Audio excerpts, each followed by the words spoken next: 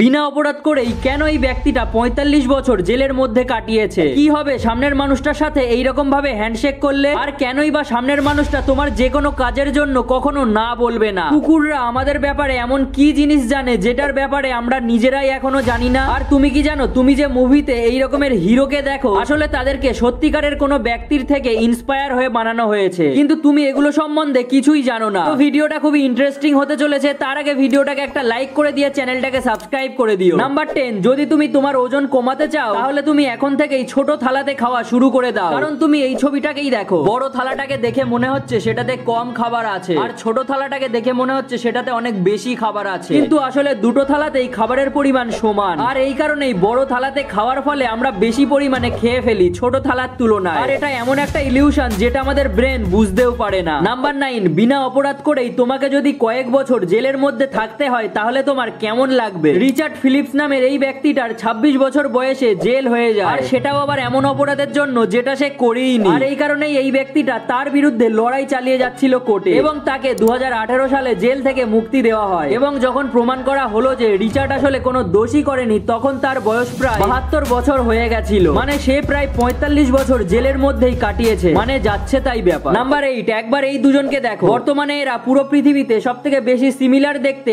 Identical twins এর record hold করছে, মানে এরা দুজন সত্যি একে অপরের পুরো কার্বন কপি। আর তুমি হয়তো ভাবছো তাদের স্বামীরা তাদেরকে কিভাবে চেনে, আসলে তাদের দুজনের স্বামী একজন, হ্যাঁ এই দুজন একজন ব্যক্তিকেই বিয়ে করেছে। নাম্বার 7, পিটার নামের একটা ডলফিন ছিল, আর সে একটা মেয়েকে ভালোবেসে ফেলেছিল, মানে সেই মেয়েটা সেই ডলফিনটার কেয়ারটেকার ছিল, আর তখনই এই ডলফিনটা সেই মেয়েটাকে ভালোবেসে ফেলে। আর এই ভালোবাসা এতটা পরিমাণে সিরিয়াস ছিল যে সেই মেয়েটাকে ছাড়া ডলফিন কোনো কিছুই করতো না, এবং তার কিছু মাস পর সেই কোম্পানির লোকজন সেই কেয়ারটেকার মেয়েটাকে কাজ থেকে বের করে দেয়। আর যখনই তাদেরকে আলাদা করে দেওয়া হয় তখন সেই ডলফিনটা আত্মহত্যা করে নেয়। হ্যাঁ তুমি ঠিকই শুনেছো, আর সেই সময় মেয়েটাও বলেছিল যে সেই মেয়েটাও ডলফিনকে খুবই পছন্দ করতো। নাম্বার 6, ভারতে অপরাধ করলে পুলিশরা বাইক অথবা এই রকমের স্করপিও টাইপের গাড়ি নিয়ে আসে, আর এখন তো এসইউভি এক্সইউভি সবকিছুরই ব্যবহার করা হয়। কিন্তু এই দেখো, দুবাইয়ে পুলিশে কিছু বছর আগেই ম্যাকলারেন গাড়িকে অ্যাড করা হয়, মানে বর্তমানে দুবাইয়ের পুলিশরা ম্যাকলারেন গাড়ি করে আসামিদের ধরতে যায়। নাম্বার 5, কেবলমাত্র একটা হ্যান্ডশেক করেই তুমি সামনের মানুষটার ব্যবহার আচার আচরণ সবকিছুই জেনে যাবে। এই কারণেই সব থেকে প্রথম হ্যান্ডশেককে অনেক জরুরি বলে মনে করা হয়, যদিও হ্যান্ডশেককে নিয়ে বহু ট্রিক্স আছে, কিন্তু তুমি যদি সেগুলোর কোনোটাই না জানো তাহলে তুমি শুধুমাত্র একটা ভালো হ্যান্ডশেক করেই তুমি বুঝতে পারবে যে সামনের মানুষটার পার্সোনালিটি কেমন, আর সে তার কাজকে নিয়ে কতটা সিরিয়াস এবং কতটা ডেডিকেটেড। এই কারণে অনেকেই দেখা হওয়ার পরই সর্বপ্রথমে হ্যান্ডশেক করে। নাম্বার 4, কুকুররা আমাদের খুব ভালোভাবে বুঝতে পারে, আর কুকুররা এটাও জানে যে আমরা কম আলোতে খুব বেশি দেখতে পাই না তাদের মতো। এই কারণেই বেশিরভাগ কুকুর রাতেই খাবার চুরি করে। যাদের বাড়িতে কুকুর আছে তারা ভালো করেই জানে যে কুকুররা রাতের বেলাতেই রান্নাঘর বা সেই সমস্ত জায়গায় যায় যেখানে সে কিছু খাবার জন্য পাবে। নাম্বার 3, ফেলা কুট্টি হলো একজন বিখ্যাত মিউজিশিয়ান, কিন্তু এটার পাশাপাশি তাকে